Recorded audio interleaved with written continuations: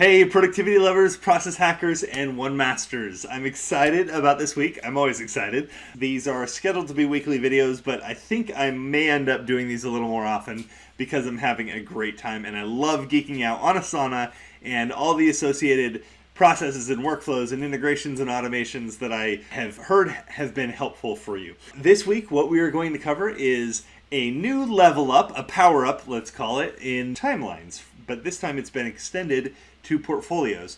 Now, I'm excited because this means we get more utility out of the timelines feature. Many of you probably relate when I say it was a little bit underwhelming seeing when it was rolled out, but it's okay. It is the first step, and today we're going to show you what it is, why it's great because it shows leadership visibility, gives us a sense of overall project flow across the company. We're going to show you why it's also a little bit mediocre because it has little to no project detail, but you can drill down into the data and then see the project itself. It will show you why it's great, why it's mediocre, and then why it's still okay. But most importantly, a little sneak peek, next week we are going to do a little bit deeper dive into a slightly longer video to show you how both premium and business users can take the benefits that I think were intended with Timeline and have them with much more detail in what we call, at One Master System, a master dashboard. It's not something Asana teaches, I think they should, but it's an opportunity to take some of the benefits that previously have only been available to business users and extend those to all paid users. Remember, come back to Asana Tips, which goes straight to the YouTube channel if you're watching this from somewhere else. Hit subscribe, hit the bell so you don't miss any videos, and make sure to watch that next week. So let's dive in. Surprise! Here it is. You got the little green, the exciting little subtitle there. It says, hey, new timeline view in portfolios. Now, I've got some hypothetical dummy portfolios in my demo workspace here that we're going to use to take a look at how this works. So inside of Events Portfolio, this is one of two portfolios that I've set up to show you how some things work. First of all, you always get these purple tooltips, the little pop-ups that come up and show you important reminders about new or changed features.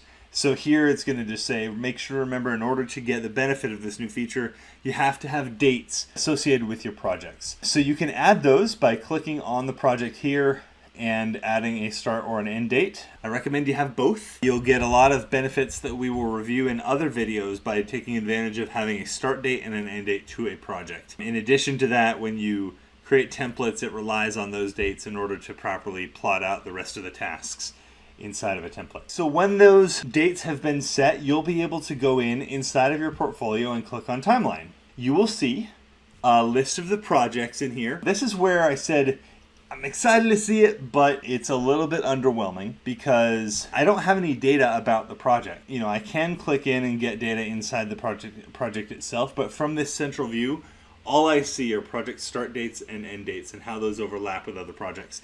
Granted, that does give me helpful insight if I'm working in the sales department and I want to see what's going on in the marketing department, what events they're putting on, so that I can best take advantage of those. I will see a consolidated list here of all the projects, their start and end dates, so I can get an idea of the capacity and workload of the marketing department. As a manager or as a team lead, I can take a look at all the projects that the marketing team is working on or all the projects that the development team is working on, and I can see just very generically how those stack and how they're scheduled across the company. One of the things that I've worked with a couple companies on, field sales, they want to know when research and development is coming out with a new study or a new article so that they can take advantage of that and use that as a value piece to send to clients and prospective clients. Well, with timelines, you can give those teams cross-departmental visibility to help them with that. I do want to show you, like it says here, it just reminds us again, make sure to add dates to your project to see them on the timeline, which we did. So you can see these two different, same types of events. This is my events portfolio.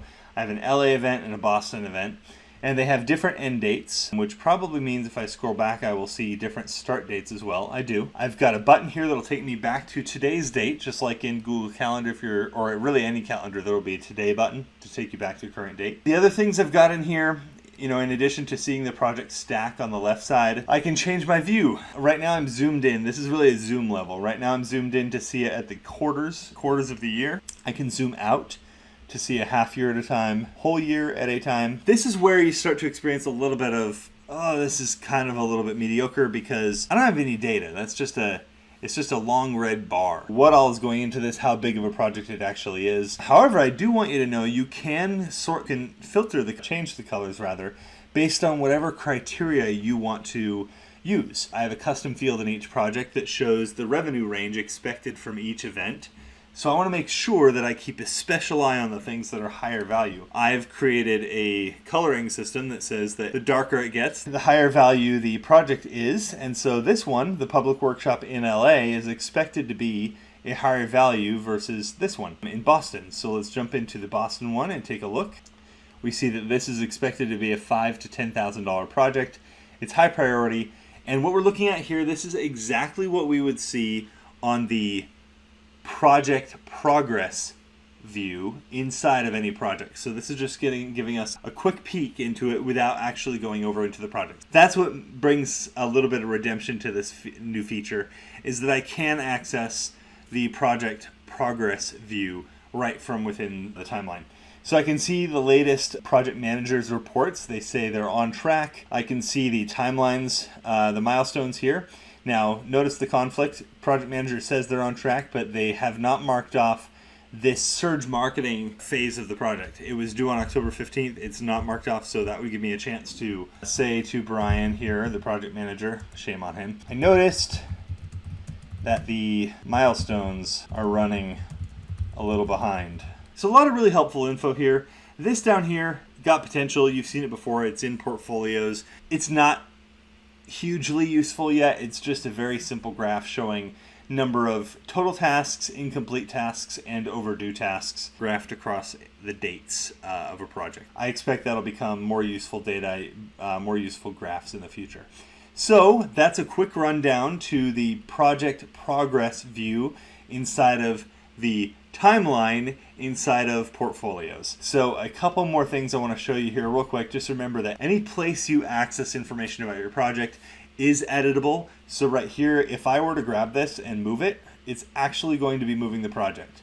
So be cautious. Remember that if you edit something here, it's editing stuff really in the project. That doesn't mean it's going to properly adjust the tasks inside the project. We will talk about that in a separate video where you set up automations to make sure all tasks stay in sync with each other. But that's the rundown. Now, again, as a quick sneak preview to what's going on next week, I'll be showing you how to create something like this.